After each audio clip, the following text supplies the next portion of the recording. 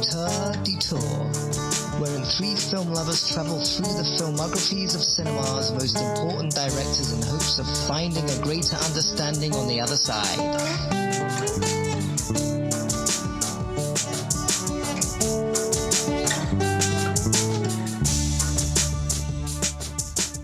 Hello and welcome back to another episode of Auteur Detour. I'm Ian Hinckley here as always with Chris Balaza. Pip Pip and Tally Ho. And Travis White. Yeah, hi. Rude. Just kidding. Anyway, we're here going through the films of Alfonso Cuaron, and this is the second one, his first American production, A Little Princess.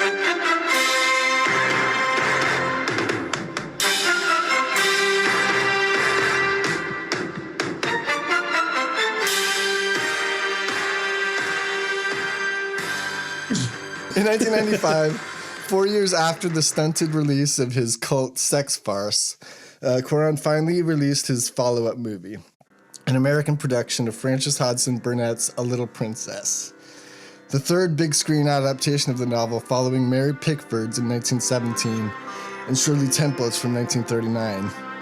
Cuaron's take on the story, from a screenplay by Elizabeth Chandler and Richard Legros-Remis, I think you say it, changed most of the outdated and often racist themes from the novel and many of the plot points, and focused brilliantly on the core theme being childhood.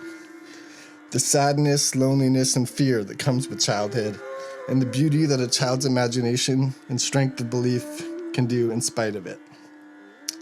It starts with 11-year-old Sarah Crewe living in India with her widowed father. They share a closeness that you just didn't see in movies, especially in 90s movies.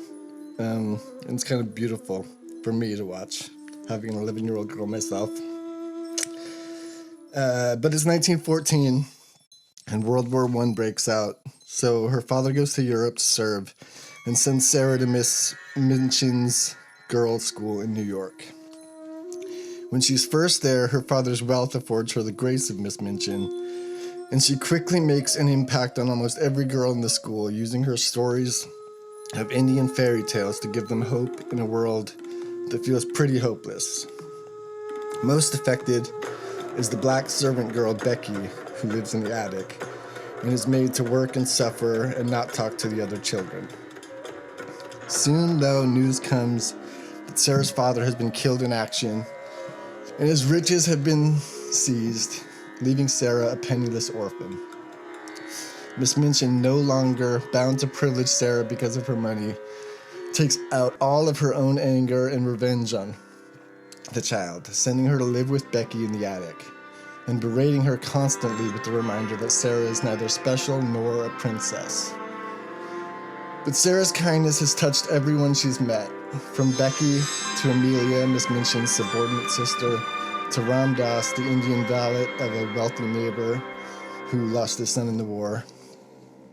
And in a magically real coincidence, Captain Crewe turns up alive with amnesia and living in the wealthy neighbor's home while he recovers. When Miss Minchin has finally pushed Sarah too far, Sarah flees across the plank to the neighbor's house, where she's reunited with her loving father, who also takes in Becky and forces Miss Minchin out of the school for everyone to live happily ever after. For Cuaron, it was an incredibly personal film for his own 11-year-old son. To me, it's an incredibly earnest and beautifully shot meditation of what it means to be a child and what it means to be a parent. But I want to know what it is for you guys. So I was wondering if we were going to get a chance to talk. You could have talked. No, I'm just kidding. What do you think, Chris? Have you seen this movie before? I have. It's been forever since I saw it. So it's actually really, really interesting. There's two different great takeaways. First of all, this looks way better than I ever remembered it. It's amazing visually. So incredibly looking. It's so good. I mean, certain details about it, the sound, like when the thunder hits, it's awesome. The visuals are fantastic. It's totally clear immediately why they chose Cuaron and Lubezki for, or actually Lubezki wasn't part of the Harry Potter movies, but it's obvious like this guy's got like the eye for detail that we need, you know, and he works with kids before, like even down to the costumes. I was really paying attention this time to like the sets and the scenery, the everything. The lighting's amazing. It just looks great. This is just a beautifully shot movie that I just don't remember having the eye for detail to like notice the first time I saw it years and years ago. On the on the other hand, there's parts of it that are just like, this is absolutely ridiculous, you know. So some of the kids, the child acting is just not good at all, you know. Oh, I love the child acting. I go back and forth on a couple of the actors, but too. like, yeah. But as just like watching it, there were times in my life where certain performances bugged me more. But now when I look at it now, I'm like, these are infants. You know what I mean? Like, I'm like, they are doing fantastic. Well, no, it's not bad. And honestly, there's some of the dialogue that's like, even if you gave this to like a grade A actress, no matter how old they are, it's like, it just isn't easy to work with in some ways, you know? We usually don't do this early in the movie, but did you know who was supposed to be Sarah, who he wanted for Sarah, like, and cast her, but she ended up being 3 years too young? Shirley Temple the Fifth? Yeah. Scarlett Johansson. Wow. No way, That would really? have been incredible. Yeah. Wow, She was 8 when it came out, or when he was making it. And I would he, love to have seen that. Wanted her the whole time, but he's like, it's just too young. Like, well, there's something about this actress girl, like there's certain things that are great about her. Certain things that are not great about her, like her eyes don't really tend to emote. Like when there's an emotional part, it's like her eyes just kind of like, you know, stay the same. But she also delivers certain lines like perfectly because of it. Like she rips on this Lavinia girl. She's like, well, you know, it's not something like being a snotty, self-absorbed, you know, spoiled girl. And it's I literally lauged out loud when she said it because the delivery was so just steadfast and almost monotone that it worked brilliantly. I was just gonna say, like, to me, she has like kind of like a like she can't fully engage with the emotions that she's trying to pull off. But in this watching, like never before, to me, it gave her kind of like a spaciness. Or that's how I kind of like rationalized it. Like she was just kind of off in her like kind of dream world, and that kind of worked for me. So. There's part of it that like, you know, she has to live in her own bubble, right? And that's kind of how what you're talking about, the spaciness, I think, is just like she's just completely involved in a good way almost for her. Yes. To me, about the kid acting, before you get into, I mean, Travis, you basically told us last week what you thought about this movie, but you can get into it again for anybody who didn't listen to that episode. I just felt like I always was turned off by the kid acting, specifically Sarah's, like when I watched this movie when I was younger or with Greta. But this watch, I had a complete turnaround on it where I was like, oh, in a weird way, the fact that like they all act like kids playing in a game almost, the way that they're acting with each other, it elevated it to this level of like earnestness in a weird way that like felt like, you know, I'm honestly, it would have been worse if it would have had like a powerful actor in those parts. I don't know. I mean, maybe it wouldn't have been worse, but it would have been a different tone to the movie in a weird way. I don't know. Like, I feel like she did a good job. And I don't think it's necessarily her fault that she did a good job. It was all on Cuaron. I think that she did as good of a job as she did to me. I don't know. I think everybody's pretty much perfect. I think the adult cast is so powerful too, especially her dad. Like for such a relatively small part, that guy, they got such a good actor to come in and like absolutely nail the emotion, like in a couple like key scenes that really like makes this movie. I mean, his like goodbye to her at the beginning, and then his kind of like the amnesiac kind of like sorrow at the end when they're like, he's based like his mental problems are gonna like stand in the way of them reuniting. I mean, it's heartbreaking. Yeah. I was just gonna say I was like a little scared to like meet and talk about this movie because I have like no thoughts on it, only feelings. I have my notebook out to like write down like some new ideas and stuff like that. I'm like, God, I could talk about this movie forever. And I'm looking at it now and it's just tear stains all over the pages. That's all I got. So can you guys, for someone like myself who hasn't, or maybe I'm not sure if you guys have seen the prior versions of this movie, but can anyone talk about the differences? You kind of mentioned it very briefly in the intro, but how does this movie separate itself from the prior versions with Shirley Temple and the other one before that? So Ian, have you seen the Shirley Temple version? Yeah, of course. Yeah. It's excruciating. It's awful. I mean, the only part it's a nightmare. It's got the animal crackers in my soup, which everybody's seen, I think. You know, Right. That's like the number from. That's the only scene I remember, like in my mind's eye. But again, I haven't seen the movie. You mean like excruciating from a racial like standpoint, and from how excruciating? Just an entertainment standpoint. I have recorded. Confession time. I have recorded over 50 TikToks with me lip syncing animal crackers in my soup in various locations and costumes. But the movie in context, no, there's just like all these awful musical numbers that just go on and on and on. And I was actually like, personally, I don't feel as strongly judging a movie that's built for 40-year-olds, but sure, Travis, go off. I have some very strong feelings.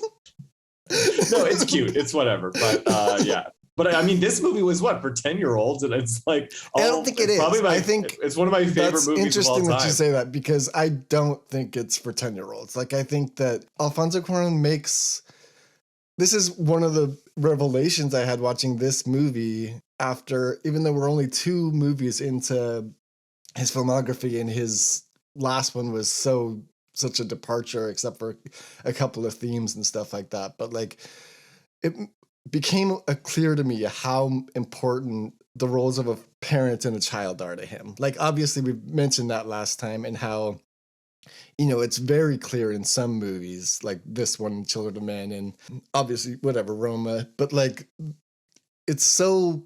this movie felt to me like as much about the parent role as her role, in a weird way, this time I watched it. I don't know. I just felt his, like, I mentioned in the intro, but like, you never see movies where a dad loves his daughter so much and the daughter loves her dad so much. Like, it just doesn't happen. Yeah. Like, yeah. You know? Yeah. And that's really powerful to me to watch that. Like, and even Greta was weeping watching it next to me, because she was just like, I mean, yeah, so in that way it is for 11-year-olds, but like, mostly she was like weeping because she feels like that's what parenting and kids are like, you know, like that's her experience with it. It's not like the eye rolling at the dad that you get from like 90s movies that came out at this time. Totally.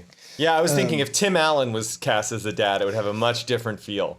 This guy was great. I mean, Chris, just to get back to your question, though, Shirley Temple version is basically like a showcase for Shirley Temple to be Shirley Temple. You know, it doesn't really have any of the plot points that matter. The only difference, or the only thing that it brought, is that in that version, the dad comes back from the war, just like in this version. In the book, he actually is dead. He's dead. And also, this movie is very, I think, purposely vague about what the dad is doing in India. There are just British people in India. That's just the thing.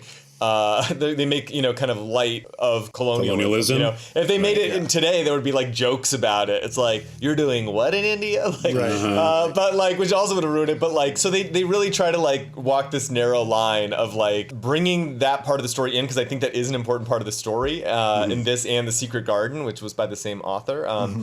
And also like an incredible 90s movie by an immigrant director. So in the original one, he owns a diamond mine. So he's just literally like exploiting the Indians and making his family and his daughter rich. And then like the finale is not that she gets reunited with her dad, but she like regains the deed to the diamond mine, it's basically the neighbor is like the partner in the diamond mine, and they find out that there is money in it, and then she's like, Becky gets taken in by the person too, but as her servant, not as her like adopted sister, which is also she's not black in the original, or she's just like a Cockney English girl because it takes place in England. I think the updates that this movie made, changing it to World War I, having it be a New York story, and obviously like this sort of, like you said, the vaguing of the India stuff and that kind of thing. I think it's all great changes. Like, I think that it really helped tell the story, and I liked the Becky thing. Like, the Becky storyline is very tricky one that could be like done poorly or not age well. To me, I don't know if you both feel like this, but to me, I think it worked really well. Like, I think it's the best way to handle like talking about racism in a kids movie. Like, I don't know. Yeah. And her being the best actor in the movie, or best child actor rather, is also like very helpful to like ground her and Sarah together, like a good pair, you know? Right. It's because Sarah's like, do you think we should eat it? And she's like, hell yeah, we should eat it. I would laugh so hard at that part because they're like literally are confronted with this giant plate of like of mystery food, like totally not suspicious food. Like, I'm scared. And they're like, I'm not that scared. They're starving up there. You know? Like, like how scared could you be? You know, like what's the extent of your fear here? You know, oh well, whatever. We'll eat this totally not suspicious food. No, Becky was great. This movie raises so many questions for me, you know, because again, I haven't seen the prior versions, but it's like, where did Becky come from? Like, was she like taken, and she obviously wasn't in the same situation as Sarah. I highly doubt she was a student who like lost her tuition and is now like. And who was this like quote?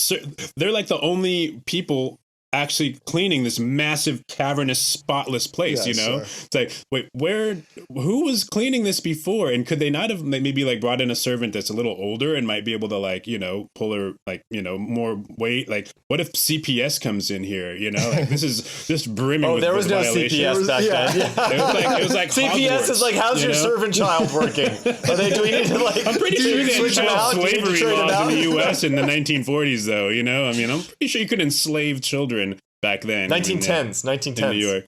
The 10s. I mean, okay, right. Yeah. World War I, not II. Right, of course. But still, no, it was great. I liked the character. She was fun. The dynamic between the two is really funny. I remember just like the attic part looks really, really cool. It's just really, I got a great laugh out of me when when Sarah confronts Miss Minchin about like how all girls are princesses. Like, they're all princesses, even ones who live in tiny old attics.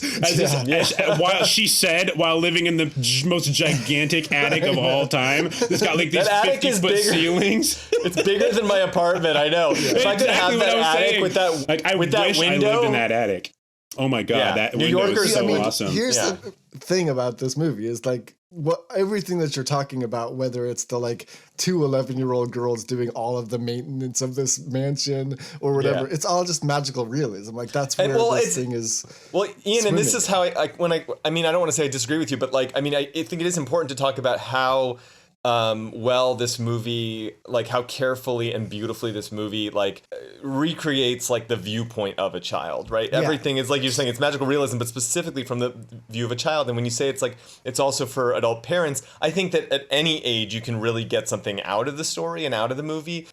Again, especially with the dad, and that's not just some guy who plays the dad. That's Liam Cunningham. He's a great actor. He's from Game of Thrones, and he's also a socialist. He's a very good Twitter account. You should follow him. He's a very cool dude. But like things like. They have to do all the maintenance on the place. You know what I mean? Like Minchin's like giant mole and her giant hairdo and stuff like that. Yeah. The way that the kids are the only ones that seem like full human beings besides the dad that Sarah has a relationship with. But other than that, everyone's just like a cartoon character. Like, romance is something that like adults do. That's kind of like you can kind of daydream about it and like a fantasy. But it's just all the adults are kind of just like these like either like horrifying monsters or like kind of silly buffoonish people, you know what I mean? Like the French teacher, totally. Oh, is that sausages I smell? You know, and he wanders off. Like, this guy's a total cartoon character. You know, they designed all the sets to be like too big for the kids and stuff like that. And the overall effect of it is really incredible. And the set work in this movie is incredible. Amazing. They raised the doorknobs on the doors so that they felt bigger to the kids, It's like all of that. I mean, this was a built set, obviously. Oh, yeah. And what an incredible set this is. Like, gorgeous. This giant, I don't know, estate at the end of a street in New York that's just like, I don't know. I just loved the way it looked so much. The India stuff was beautiful. Like, I'll tell you a little bit, like, just while I'm thinking about it, like, I didn't like this movie when I was a kid. I didn't mention that last week. What? But like, my sister was 3 years younger than me, 2.5 years younger than me. So like, when this came out, I think she was 11 probably. And she fucking loved it. And to me, it was not just like And she also loved the Shirley Temple one before that. Like, you know, she grew up with like, I am a little princess on her lips all day long. And so it wasn't just like, I mean, a movie that she would watch that I would tune out. Like I was always annoyed when she would put it on. So I came to it with like an unfortunate ignorance. What do you call it? Yeah, I mean, no, like an unfortunate like stigma, I guess. You know, just like a bias because it was just my little sister's dumb movie, you know. And then like Great Expectations came out, and I didn't like that movie, and I'm like, I wasn't in on Cuarón at all. Like I kind of, you know, at that point. And then it wasn't until Greta was like probably 5, and I showed she wanted to watch it for the first time, and we read it and whatever, and I was like, holy shit, like this is way better than I would like. Was smart enough to know. I like had one of those moments that I've had many times with things that my sister loved, because it's just like a sibling rivalry thing where like I would hate things that she loved, where like I came to it and I was like, holy shit, god damn it, Clueless is the best movie of that decade. You know what I mean? Wait a minute, let's go back to so did you actually watch it on VHS, Ian? Yeah. Nice. For just the other day, like yesterday? Yeah, yesterday. God damn. Did you get to see the widescreen version, or was it all yeah, it's widescreen. Okay. But I also have watched it, like, since I showed it to Greta, we've watched it probably 3 times, you know, on digital or whatever. It would be criminal to not watch this movie in widescreen. It's just so good. Yes. I was glad to really be able to pay attention to the details in this movie, because it's truly amazing. Like, you can see the auteur that Cuarón is to really blossom into later, you know, with just the visions for how he could set some of these shots up. There's one particular simple shot where it's literally a bird's eye view looking down on a gardener breaking leaves, and it pulls slowly up into the sky, and it just looks great. Like I just couldn't take my eyes off of this movie. Like you know, it's clear who this guy is going to become, you know, and is becoming on me already. And I think a lot of that is the cinematography too. Absolutely. And I think, but I would say both of them, like the first movie we watched, like, again, I do maintain that it's like a good, bad movie, like, or a bad, good, I can't remember what my argument was, but it was the right call. But it was like, it's just like, it's so well done, and there's so many good ideas, and there's so many cool things in it. But the takeaway is like, this sucks. I don't like it.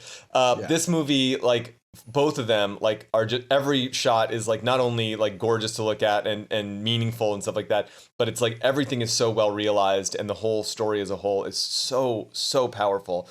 I had the VHS tape growing up, and it came with a plastic locket. I wore the locket. Nice.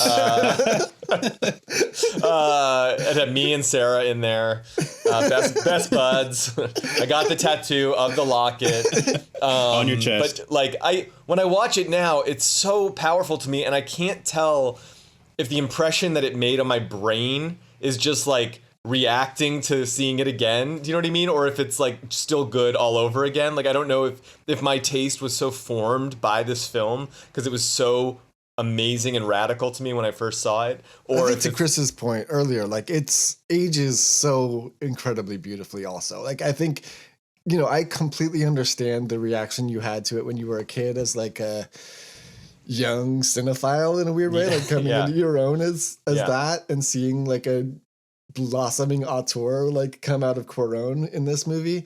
But like watching it now, you know, we talk a lot about how shitty movies look now and how little and feel now and like the timelessness of this movie is just like, I mean, the fact that he makes it so incredibly earnest and like unabashed in its like heartstrings, you know, but without pulling on them. It doesn't have the thing of like, it would so easily, and any other director, I think, would have made it feel cloying, you know? And in his, it just feels like reading the book must have felt for the last 150 years. You know what I mean? It's like, something like that. It's completely timeless. And I think it's also funny. Oh, go ahead. I was going to say, you kind of touching on a point you guys made earlier, it does kind of feel as though it was shot through the experience of a child, like all the way from the knobs and whatnot. Like there's a scene at the end when the cops are coming, right? And it's kind of silly because the whole paddy wagon pulls up and like 3 or 4 cops pile out of this thing. And it's like, we got to get this privileged, non-combative 11-year-old kid, let's take the whole SWAT team. You know what I mean? But when you're a kid, right? But think about it. Like if you're a kid, it's like what that would probably feel like the whole world is coming after you. I never questioned it as a kid. And now I'm like, damn, they sent a SWAT team. Right? It's so funny also, like you talk about how all the adults are cartoon-like besides the dad basically, and Miss Minchin in a different kind of way. But like the cops, the way that they're just standing there, sorry, I'm laughing trying to get this out. The way they're just standing there watching her go over the plank, like not reacting almost. It's so funny. Like I fucking cracked up. No, I think Minchin is a cartoon character, but like totally an evil one. Yeah, like look at well, think about the part where it's like, stop this party. Your dad's dead. We're kicking you out of school, and now you're going to be living in the attic as my slave. Happy birthday!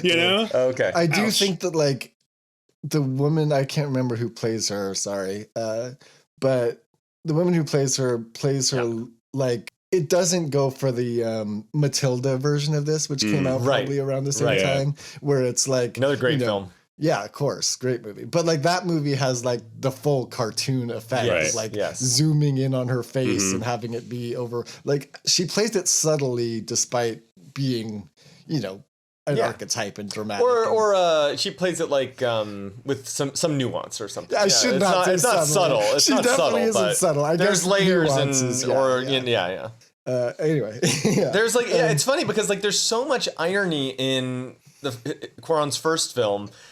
You know what I mean? Like everything is like kind of a joke, and like especially I thought it was funny because there's one of his like ad campaign ideas is this like traditional Mexican thing with like the like Mayan warrior and stuff like that, and the whole thing is such a goof. And he does a really similar thing in this with like India, the way he treats India as like this mystical place of the past or something, but it's not a joke at all. It's like very serious, and it's just weird how but there is a similar, I don't know what it is or if I can put my finger on it yet, or maybe it'll become clear in time, but like there is a connection between that movie, the first one, Solo con tu pareja, this movie, and then like all his movies in like coming up. And I don't know how to explain it exactly, but it's there is like both an irony and a sincerity like in all of his movies that is specifically his point of view. And I think looking at some of the reactions to this movie online, a lot of people are like, this is such a weird it's so weird that this is a Alfonso Cuarón movie, and I don't think it is at all. I think his kind of like I don't know. One of the things that you had mentioned maybe off podcast or on, I can't remember, but I'm always on. This one has that with the World War I storyline and all that, is like the way that he treats the little girl's problems with as much sincerity and what's the word I'm looking for? Like gravity, I guess, to use. Gravity, I see what you did there. As the giant world that's going on around them, because there is this world war that's happening, and you see it in the neighbor as he's like mourning the loss of his son, and you literally see scenes of it while her dad is fucking trying to save somebody's life, and there's this massive world war happening around them, but that's treated with as much or equal, I should say, gravity as like whether or not like she's gonna get her locket back. Like it's he takes like this very like sincere like approach to the problems that are like the kids' problems too, I guess. I don't know. And like but also acknowledging that there's this other world of problems that's happening out there. And I think this speaks to like the main theme of the movie as I saw it. And like I think this kind of feels different than what I understand. I've never read the book, but I did see the old movie, and kind of like, to me, this movie has aged greatly. It is timeless, and they did kind of update it to be like less racist, but it still has these kind of artifacts in it that are kind of unavoidable. And he does kind of lean into what I think you could call like the exoticism or like the Orientalism of like this kind of like Western view of India as this kind of like magical land. but and that's horrible, especially like because it was, again, in the original book and in historic reality, India was, exploited by the British and still also romanticized in a really kind of gross way that this movie absolutely does not really deal with, and in fact kind of like shares that viewpoint a little bit. It tries to have its cake and eat it too in a way, but India isn't literally India in the movie, and it never is literally India in any kind of like orientalized, romanticized vision. But in this movie, it's important that Sarah is from like another culture, kind of, and that she is like this person who's been in both cultures, because she has values that are different than the like kind of strict kind of authoritarian values that she meets when she comes to New York. And she's had friends that are different races, and like, you know what I mean? And she's had this kind of like freedom and stuff like that like kids in India maybe have. And again, India is an extremely class-based society and stuff like that. So it's not really about India. And you could say that it's, very problematic to treat India as just like a symbolic place and not a real place with history and stuff like that. But the big but is like, it's good, it's cool. No, but it does allow the movie to have this theme of like, there is a better world possible. Do you know what I mean? Like that. And I think that is like a big part of this story. Yeah. And then I think that is a theme of Alfonso Cuarón's too, which is like, we've made a shitty world, and that doesn't like allow people to be free. It doesn't allow people to be themselves. And I think this is in Children of Men. I think this is even in Gravity. I think this is obviously in Harry Potter. And I think this might be like my favorite version of that story of his. You know what I mean? Where it's like just a celebration of like imagination that's been and human spirit that hasn't been like trampled by this kind of society and reality that we've built for ourselves. And I love that theme because it's not just like times are hard, but you can get through it if you have personal resolve. It's literally, there could be a different physical reality, material reality for us. And I think that's like the Cuarón's like political side like coming out. And I think that's so powerful in this movie. What do you guys think? Well said. Both about the racism and I think that political message. Yeah, I think that where it gets the most dodgy is Ram Dass? Like Ram Dass being like the magical Indian character, and that's whatever. I do think that, like, again, I'm not trying to give it a pass just because I really loved it, right? But I kind of weirdly am, because I do like not giving it a pass, but like, what possible way is there to make this story without having a character like that? Because, like you said, it's like India's not India. What you're seeing is her remembering her magical childhood. You know what I mean? And like part of it is that like she had to have the other culture, and she had to have had interracial friends, and she had to have like, or not interracial friends, but be friends with another race, and all of that stuff. But another part of it is literally just like the way that you look on the halcyon days of yours. You know what I mean? Like she's like thinking of her father as a child, like even in the moment, and like childhood is so magical before shit went to hell. And like she's got this like, life where she's just, it's the two of them and they're. But like, I don't think it's childhood in the abstract. I think it's literally, you could say like her time in India represents like childhood, and then going to school represents like socialization and like entering society and like becoming an adult. And she's like, I refuse to like, enter into this kind of like world. And I think showing the dad, right? I mean, do you hear what I'm saying? Like it's. Well, but that does sound like it's abstract, because that's like, I mean, that's what it is for kids. Like, I mean, it's that thing where the shittiness. But I'm not just saying no. But but I mean, it's a specific shitty world, though. I think we have this experience, and he's saying that this is not just like a thing that, I don't know, maybe I'm wrong, but I don't think it's just like everybody goes through this. But I think it's like, again, like literally, there's like a better way, and like I think showing like the dad ending up in like literally a world war is showing like this is the world that we're creating. This kind of like this rigidity, this system like created the war that he's in now. Do you know what I mean? I think that that's possible. I also think that like there's I mean, whoever loves the movie most gets to determine the meaning. Okay, fine. That's what it's about. I also think though that like that may be the specifics of this movie, but there is the theme that goes through all of Cuarón, and including this one, where Children of Men, he's looking back on his life before his life went shitty. You know, he does this thing where he's like very reminiscent and also thinking, you know, there's a lot of redemption. In this movie, she doesn't have to redeem herself because she never really loses faith. There's one moment where that's the only moment that didn't work for me, honestly, when she actually does lose faith and says to Becky, like, I'm not a princess. There is no magic. It's like, no, maybe it's just a performance or whatever. Yeah. But like, we know you are.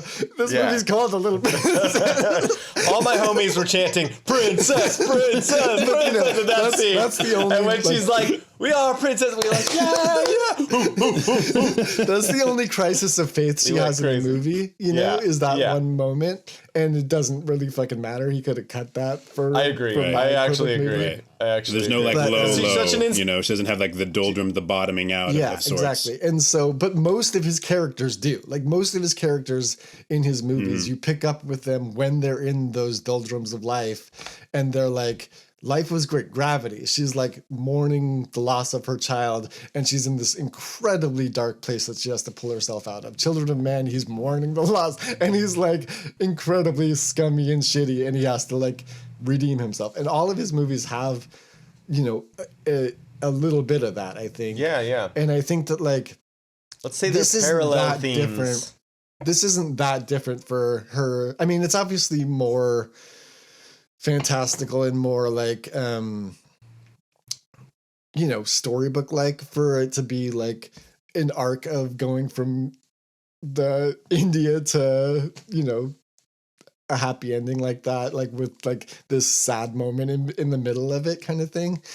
And I do agree with you that like it is optimistic in what it thinks that the world can be and how like she has to defeat the evil fucked up society that was built around her. Yeah. I totally agree with you. I do think that it's also just a theme of like, I don't know. I just think that both things are true. She's also thinking of India in those moments, or the camera is seeing India in those moments as like the majesty of like unencumbered childhood, you know, but all the bullshit. Yeah. I was watching toward the end of this movie. I started asking myself, in what way are we viewing this movie? So by that I meant, are we actually seeing some of this as like an older Sarah, like reminiscing or like almost as like a dream sequence of the past? Because there's certain little things that make you wonder, like, is this real, or is this like her imagining this, like the fact that the neighbor happens to have a son in the exact same regiment as her dad, you know, or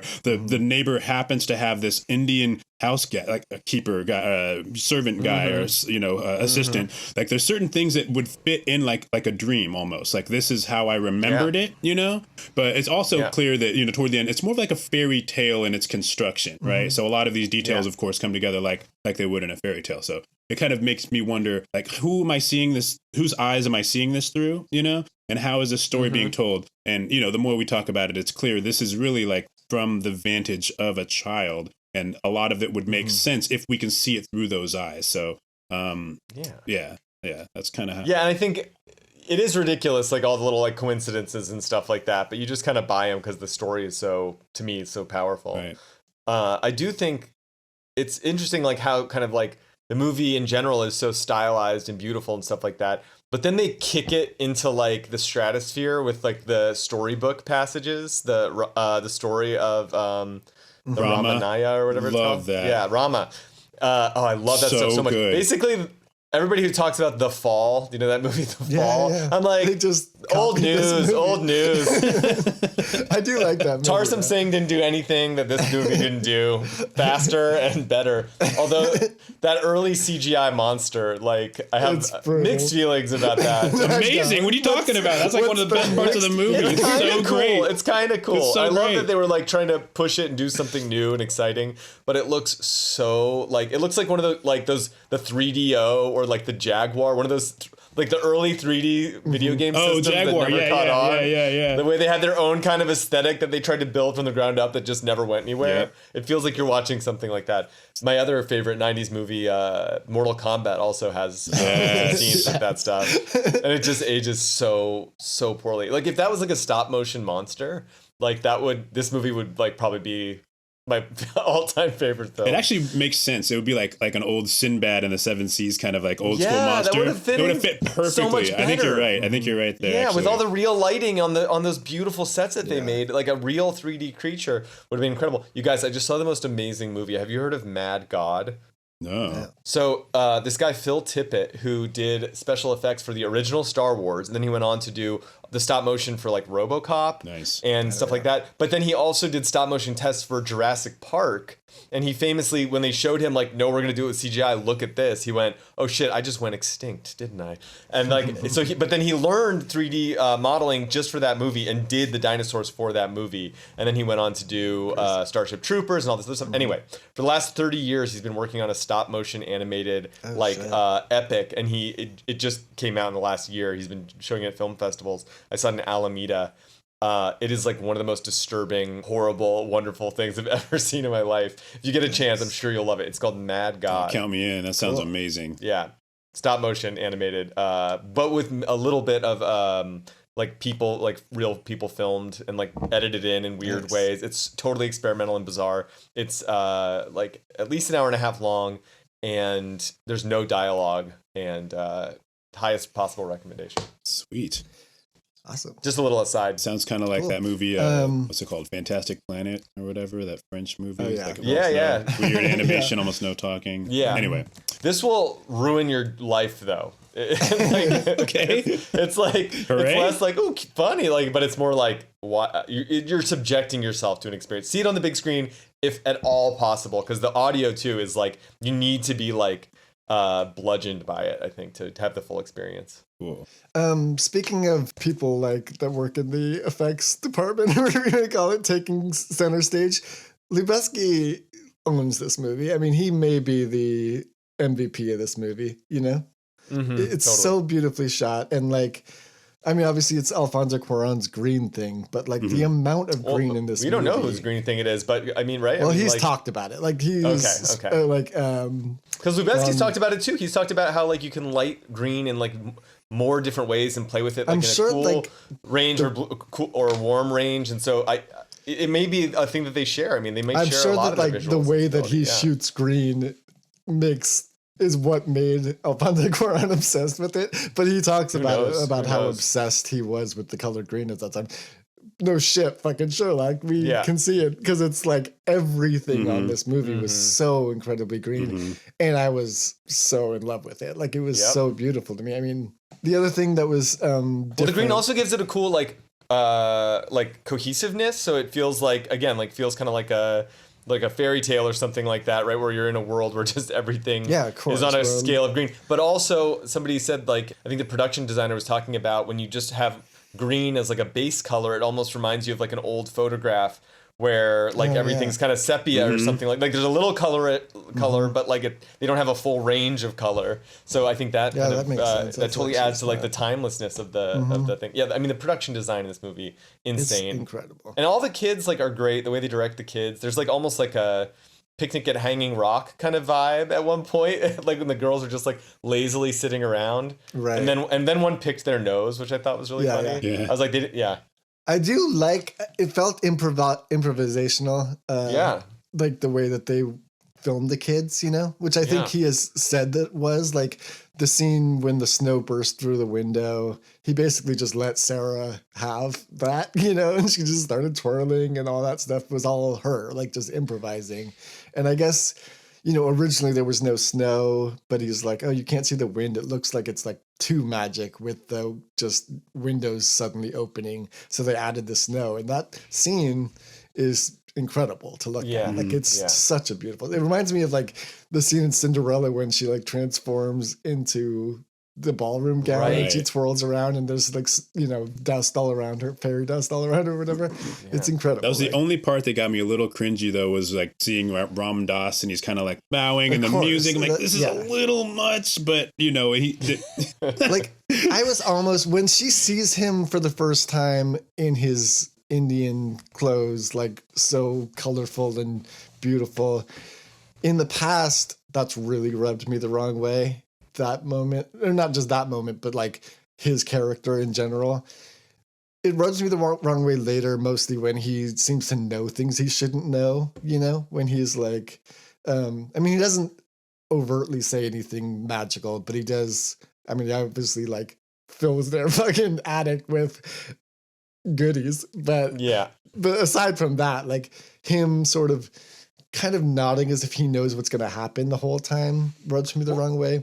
Yeah, in a weird way, like I feel like there is like, I don't think they pushed it so far that it's like, I mean, I guess everyone has like a different line of like sensitivity for that stuff, and maybe this is me just being like glib, but it could have been worse. I guess this is my take on it, and I feel like she and this guy do like have a connection, and I feel like there is, you know what I mean, because they were both like in India, and like they have like there's just like an unspoken thing, and I think it kind of works with like the magic of the movie.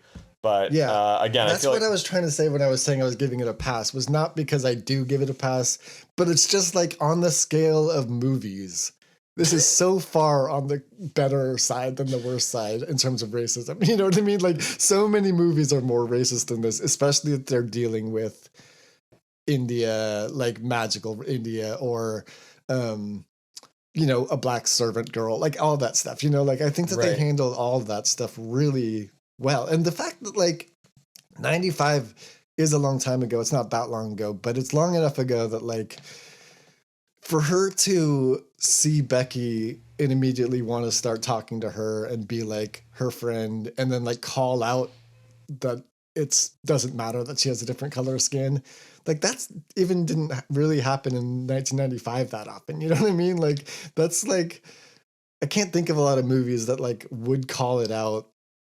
Passenger 57, always bet on black. That's different. It's basically the sequel of this movie, if you think about it.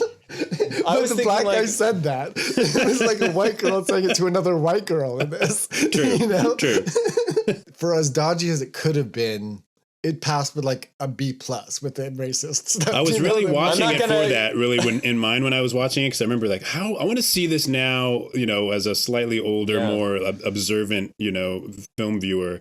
And I was actually surprised how ridiculous the portrayal of Becky was, and actually how kind of sincere the relationship kind of felt. I think he did it well. Yeah.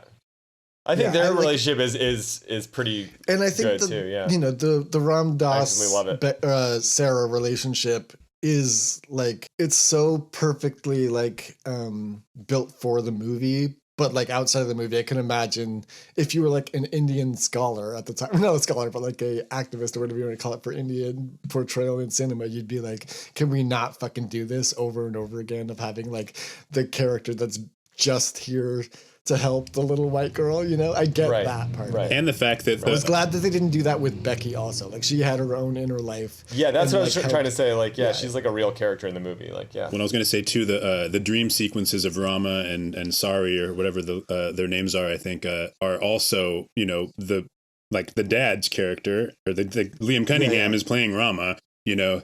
So they're not like Indian actors, of course, playing those. But that's, again, we're seeing it through her eyes. This is through the eyes of the child. This is how she's imagining this and, you know, seeing it, of course. And, you know, these characters are all like part of her fantasy involving her actual parents and the way they, you know, affect her life. So I think it's... That was Blueface. I thought it was a blue actor, but it's really... It was... The whole thing, I mean, we've said it before too many times already on this episode, but like the whole thing was so her... you know, Sarah's vision, you know, or all the kids' vision, but Sarah specifically, between the way that it was shot mostly through her perspective and a lot of scenes over her shoulder, the scenes that weren't were like extreme close-ups on her face reactions and stuff like that. But then also like the goodbye scene that you mentioned earlier, Travis, incredibly powerful scene. In the script, did you guys read this? It was written as a love scene. Like he was supposed to be like lovers, basically. And what? I think that was Yeah. And, No, not in a sensual not literal. way. Not in a sensual way, but it was written as if he was writing a scene between two lovers saying goodbye because he wanted to show the powerfulness of that love. Closeness, feeling. Like the intensity of that love that you don't usually get in like a father-daughter. There's too much bound in that when you're saying goodbye to a daughter in a movie or something like that. So like they wrote it as if it was like saying goodbye to your lover. Or there's a note in the script that says creepy. Like he holds her like as if she's like a lover, like blah blah blah. Yeah, it's not like it sounds creepy, but it's actually really powerful because to me, it's not just showing that Alfonso Cuaron has such a intense feeling for being a parent, which he clearly has. He works with his son still, you know what I mean? Like, but also I think that like, and every movie he makes is like for the age his child was when the movie came out, but it's not just that. It's also like for an 11-year-old girl, like that is like a weirdly intense relationship, like saying goodbye would be more like saying goodbye to a lover than just like, you know what I mean? Well, it also works well that we never see the mom and the dad together and their relationship. It's clear how much they love one another. So you can see it basically and interpret it as sort of a reflection of the dad and the mom's love for one another echoed in, Sarah. Yeah. I think. You know who does that is Roald Dahl. He has a ton of books where one of the parents is dead and then the other parent is like, all their love goes to the kid and it creates this like super strong bond. And I love that in movies. I love that power when it's like two people that are like just really in love with each other. And I really like seeing it as a parent and kid because it's like, I just almost revealed too much about myself, but no. Do tell. No, but I just think like I loved that when I was a kid reading stories like that, like Danny, Champion of the World. There's this whole thing where like the mom died and the dad is like, oh shit, I have to take care of this kid. And so he like makes this kind of like he built like he's this poor guy with just like he lives in a wagon, but he makes it like the most beautiful like plush wagon. So it's like this little cocoon that this kid gets to be in. And James the Giant Peach, when he describes the peach that he's in, it's a similar thing where he's just like, it's almost like returning to the womb. Like you're in this perfect situation that gets then again messed up by society. So I love those kind of like relationships of sometimes it's like with two people in love in a movie can do that too. But a parent and kid, I love that.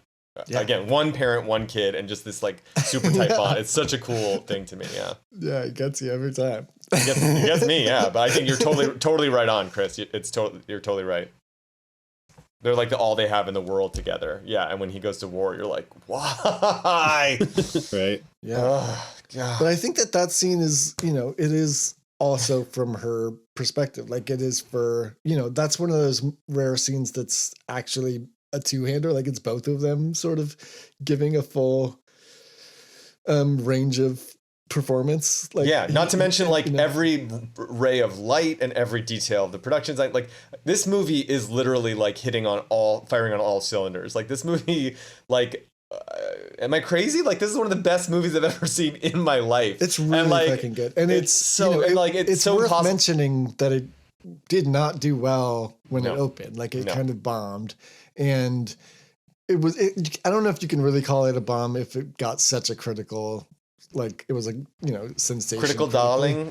But it was, it opened to bad box office. Not that fucking matters, but it was. That's kind of how you gauge a bomb, though, especially when you spend $17 million on a movie that takes in 10. I mean, as far as like exactly a dollar for dollar, that's considered a flop. But yeah, but I guess it made a bunch of money though on VHS, and I don't know the exact numbers or if it made its money back, but I believe it was considered a big success on VHS. Well, because Ian literally has like 10 boxes of them in his closet. That video he showed us earlier was only one of his like thousands of copies. He's the only one who bought them. VHS hoard. You're like Thanos with the Infinity Stones, but you have like all the lockets, like every. But it's worth mentioning the box office because he hasn't had a success yet. Obviously, like he's wasn't the other movie a huge success in Mexico, or am I?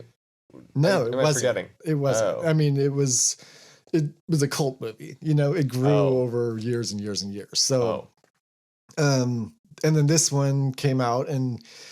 The only real success he's had so far is he got picked up between those two movies for the what's it called? The Sidney Pollack's like film noir anthology series that he did for Showtime. He did a 1 hour episode of that, like 10 episode series. And it was like, everybody has said, I got to find it because everybody says like the best Alfonso Cuaron movie, basically. Oh, cool. I didn't even know that. Yeah. We don't watch TV here, so we're not going to watch it. Yeah. Well, this one was nominated for both art direction and cinematography, if I recall, right? That's this correct. movie, Mm-hmm. Little Princess. Princess. Yeah. Like I said, it was like critically loved. I mean, it's got like 97% on Rotten Tomatoes or something. You know, it's like I'm mad about that. But this movie also came out at a time when I feel like it was like the end of an era. You don't see this anymore, but like, or like to the same degree anymore. But it was like the end of an era of, you know, you said it was like the third or fourth version of this, and like. If you think of like the era of great literature, like ending in like the early 20th century, right? Like they were movies were still reaching back to those days, like for material, and this was like the last era of those like timeless classic children's novels being adapted into movies. Like again, you still see like a smattering of them now, but that was like, we want to make a classy kids movie. Let's go back 100 years and take one of these like classic books. You had The Secret Garden. Mm-hmm. You had Little Women. Mm-hmm. You had this movie all around the same time. Black Beauty. In addition, you had Black Beauty. You had Into the West, was not based on literature, but like another amazing kids movie with like kind of like a timeless feel, a magic, like, and all these like. These aren't all fantasy movies, but they all have like a fantasy kind of component or like a magical component, like all beautiful movies and all directed by like auteurs or like really interesting like documentary filmmakers and stuff. Another one is that never gets talked about is Shipwrecked. Ian, I'm sure you've seen Shipwrecked. What are your? Do you know about the Disney movie? It's the Gabriel Byrne one that you're talking about. Yeah. What do you think? I don't remember it at all. I mean, I've definitely seen it, but so Shipwrecked was like, when I was a kid, was one of my favorite movies ever, and I thought it was like genius. And until I saw The Black Stallion from the 70s and realized it was like kind of a ripoff of that, but it still rules, and it's got like great performances, again, great production design, beautiful cinematography, and one of the best scores actually of any kids movie of all time. I forget the name of the composer who did it. The guy who did this movie we should talk about. I was going to say the music in this movie is incredible. Like Patrick the Doyle. Score is just so beautiful. It's all, well, not all. It's almost all involving like high voice kind of singing, whatever you call it. Singing William Blake lines. Did you know that? Yeah. They're like William Blake poems, like sung by like girls' choirs. Makes sense. Yeah. Which I couldn't hear in the lyrics, but I own this. In addition to owning the DVD I have on the shelf, it's my last remaining 90s plastic clicker thing. Do you know about those? They're like made of cardboard, and then you have to like clack this like plastic over it. It looks so ugly on my shelf, but I can't bear to get rid of the thing. And I have to like choose which side to put, full screen or widescreen. It's like embarrassing every time. But I also have the soundtrack CD because I'm such a fan. Nice.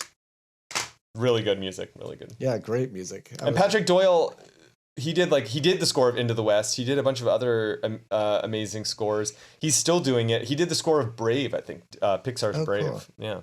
I gotta say, it's just coming to me now how much better this movie is if you're watching it with a eye for, like a critical eye, I guess. I don't know. I think like, not just because I was biased by my sister loving it so much, but also just like, even 5 years ago, when I watched it again for the first time in years, I was like, oh, this is a great movie. But like, it's so much better when you're looking for the details and like analyzing it. Like maybe, you say, am I wrong? Is this not one of the best movies ever made? I think you are not wrong. I think it is like an incredible movie. But notice that Ian can't just say I'm right. He has to like work his way around. Well, only I'm right. God damn it. I was kidding. No, I just think that like, it is without weirdly being, and this is gonna make Travis cry, but like without being a movie that like for most people is like incredibly watchable over and over again. You know what I mean? Like I don't think, when I think of the best movies ever made, I just think there's something more watchable about them. I don't know. And I don't think that I'll like, if I didn't have an 11-year-old, I'd probably watch this movie for this podcast. And then maybe again in like 10 years, if I'm on a Cuarón kick or something like that, you know what I mean? But like, but like from a critical eye, it is undeniably one of the best movies ever. It's a tour de force. It's a tour de force. It's so incredible. Like, and I have to say what stuck out to me was like, not only are all these, I said it was firing on all cylinders before, and I was trying to point out like, the acting, the cinematography, the production design, the music, but also like there are the editing. And again, I talked about it before. The bitchy little girl who we haven't talked about yet, but how amazing is that girl? Just like her little eyebrow things. I was like, I feel like she deserves like a gay following. Like she rules, and she should be talked about more. She has some like ridiculous name or something Lavinia. like that. And also, Lavinia. Yeah. What a great evil name. And like Sarah's scene actually where she curses her is probably my favorite Sarah. I said I laughed out loud and it was kind of dark and late when I was watching it. And yeah, that was a great part. And that's in that zone where you're talking about of like playing with her having come from this other culture and like the fear that comes from that from people that were in, in the upper crust white culture, at the time. Like, and that was like, I don't know. But it also showed that she had a way to deal with it and like all this other stuff. And like, I don't know. Yeah, it was really cool. But anyway, my point is, what was it? Like, it wasn't just like successful, like as a Hollywood style movie. It also like, again, when she hugs her at the end and it cuts between the triple like take, just the slightly different angle and like kind of messes with linear time in a way that's not like traditional Hollywood editing. That like broke my brain in a really good way when I was like 12, and I was like, holy shit, you can do that. And like it has this incredible effect, and combined with the sitar strum, like I was just like, it really changed how I look at movies and how I think about movies. And I think like literally, I mean, I do video editing like professionally, and I think that edit is like responsible for that. Literally, like that's funny. It's I had almost an opposite kind of back to that. Oh, sorry to interrupt. Yeah, I had almost an opposite effect when I saw that shot because I was watching a lot of Jackie Chan movies by Stanley Tong, especially around that time, and he does that regularly, right? But that's not an American thing. It's really just to show the same thing from different angles. Bam, bam, bam. So I was immediately like, oh, this is where Jackie Chan, side kicks the dude in the head. Did you think Lavinia was about to like body? I was hoping, I was praying for it. She was gonna jump through the rungs of a ladder. Yeah. Sarah's like, it's too late. Throws her aside. Yeah. Slams jumps on a motorcycle. Yeah. No, it was awesome though. Yeah, great movie. Surprisingly amazing. Again, I took this on because I know how much Travis loves this movie, and I'm like, okay, I'm looking forward to watching it through newer eyes, and I'm really glad I did, despite the kind of ridiculous kid acting and some of the dialogue. It's just like definitely a movie I just couldn't take my eyes off of, and extra pumped to see more from these two, being Lubezki and Cuarón, because it's what a combo, This might be my favorite movie of either of them. Like I honestly love it so much. Like I said, it's imprinted on my brain in a way that I can't even judge it. Like the other one, like nothing else. My brain's already been formed. Nothing else can go as deep in my grooves and like kind of like excite me like this one can. It's really so. Did you guys think about or when you watched Pan's Labyrinth? Did you think about this movie? I should say no. Mm-mm.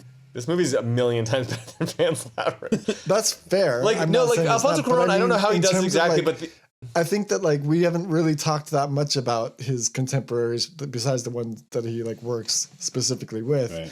But like Del Toro is such a contemporary of his, and like they're great friends. And I do think that like, you're obviously a Cuarón guy. I am more of a Cuarón guy than a Del Toro guy too. But like that was his take on this idea of like a little girl escaping to a fantastical world. You know what I mean? It's like it's a weirdly similar plot told through these two different perspectives. You know what I mean? Like the Del Toro incredibly dark perspective, and like but also not beautiful in one way, but also like kind of ugly in another way. Which is why I kind of viewed Pan's Labyrinth as more of like an Alice in Wonderland, because she's in this strange kind of oppressive world that's kind of hostile to her, but it's also really beautiful at the same time. So I don't think I had a Little Princess in mind when I was watching that, but there's certainly a lot of overlap there.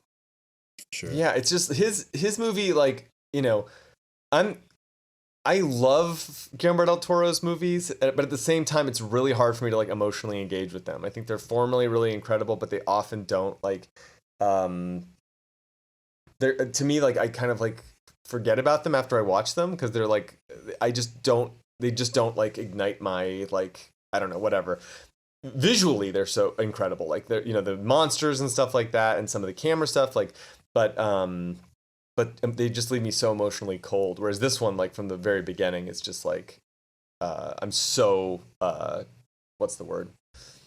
In, you know? Yeah, I don't even mean, but that's like the difference is like the tone is so different. Right. But like, I just meant from a story point of view. I thought that it was interesting that both of them sort of took on this idea of a little girl, like, and told their version of that story. And your dad's dead. Chris. Yeah, deal with it. Yeah, I agree with you, Chris. It's more of an Alice in Wonderland story in that one, but it is also like, you know, there's fucking plot points that just hit in the same way. And I think that because they're so close, there's no way that Del Toro wasn't thinking a little bit about A Little Princess while he was making it. Well, especially when you situate them in the context of a true real world war, you know, with that as the backdrop, that's certainly a clear parallel. You know, you're kind of situating a fantasy world within with its own monsters in a real world setting with, you know, again, monsters of its own to contend with. So there's certainly a good overlap there. It's interesting. Have you guys seen? No. Oh, sorry. No, go ahead. No, please. No. Have you seen Spirit of the Beehive? No, yeah, I think you asked me that. There's a famous Spanish movie called Spirit of the Beehive. Yeah, you did ask me that. And it's very. I'm sorry if I said this in the last podcast. It's about a little girl. I think it's World War I, something like that. The movie's from Spain. It's from the 70s, and there's kind of like some scary stuff happening on the kind of periphery, and at the same time, it must be maybe World War II because Frankenstein is out, and she just saw the movie Frankenstein for the first time, or like saw like a snippet of it, and it's like freaking her out, like it's like haunting her nightmares. And it's a very quiet movie and very chill movie, but there's like a weird menace that is like in the movie, like kind of like at all times. It's a beautiful film, and I think that was a big influence on Guillermo del Toro's movie specifically, and I recommend it. Check it out. Nice. Yeah. I will say, going into Great Expectations next time, I think that like he always talks about how the only thing he takes from a movie besides The Little Princess, which is his favorite movie that he's made, I think. I read this interview that came out before Roma, so Roma might have become his favorite movie. But, you know, pre-Roma, he did an interview where he said A Little Princess is the only movie that's really stuck with him that he's made. And the only things he takes from most movies is like what he will do in the next movie he makes, you know, like lessons of literal filmmaking lessons, you know. Smart, yeah. And so I'm interested now to watch so quickly after A Little Princess, Great Expectations, because I will say it sucks. Like in my memory, it sucks. So, and even he has been like, that was like my fault. Like I was trying, he was all, I can't blame anybody for that movie but myself. Like he even talked shit about this movie. So we'll see what it's like. Maybe we're wrong. And I think that like, if I watch it from trying to see what he learned from A Little Princess to bring into this movie, I'm sure I'm going to find a lot of things to love in Great I bet there will be big windows, and I bet there'll be the color green. That's just my guess. Yeah. Again, one of the few of his I haven't seen, so I'm pretty pumped on this one. I've not seen it either, all the way through. Yeah. I've seen parts of it. I've never seen the whole thing. It was an HBO movie. I mean, not made for HBO, but it was one of those movies that was just nonstop playing on HBO in the late 90s and early 2000s. And so I definitely have seen it all the way through, probably 10 times, but like over 50 viewings. You know what I mean? Yeah. Where I'd like watch 25 minutes of it here and there. Yeah. And, you know, I mean, incredible cast. We will talk about it next week, but also just, yeah, I think it's his worst reviewed movie, so we'll see how it goes. I'm excited for it, actually. Totally. Yeah. So this might be the easiest thing we've ever done, but should we rank these two now? Yeah. Little Princess, Solo con tu pareja. Yeah. I don't dislike Solo con tu pareja as much as you guys do, but it's clearly not as good as Little Princess, so it's obviously, you know, number two. Yeah. Same rankings as you guys, but I'm just saying, Little Princess is so like I liked it more. I liked it more this time than I even expected to. I was like, holy shit! It's my number one so far, but like I literally am like, is Children of Men going to be able to topple it? Like, I mean, we're only 2 directors in deep into this podcast, and we haven't gotten through it yet. But your favorite with a bullet Coen Brothers movie was their second movie. Mm-hmm. Your favorite with a bullet Cuaron movie was his second movie. I wonder if this is going to be a theme that just keeps going. Well, I can think of like 10 directors just off the top of my head where that's not the case. So I think it's just a coincidence. Wait. Rushmore, is that your favorite Anderson movie? No, actually, I think Grand Budapest Hotel is my favorite. Oh. I think it's changed. Bottle Rocket for a long time was my favorite, but Grand Budapest, like Grand Budapest, it's just so high got up a lot on in my there, list, but it's not my number one. But yeah, Rushmore. I mean, Rushmore's right there with it, and it's like I really hesitate to pick a favorite of those. Yeah, but maybe we'll get to it someday. But Grand Budapest, I love it so bad, so much. Always a pleasure, guys. Let's do it again soon. All right. Bye. See ya. Bye.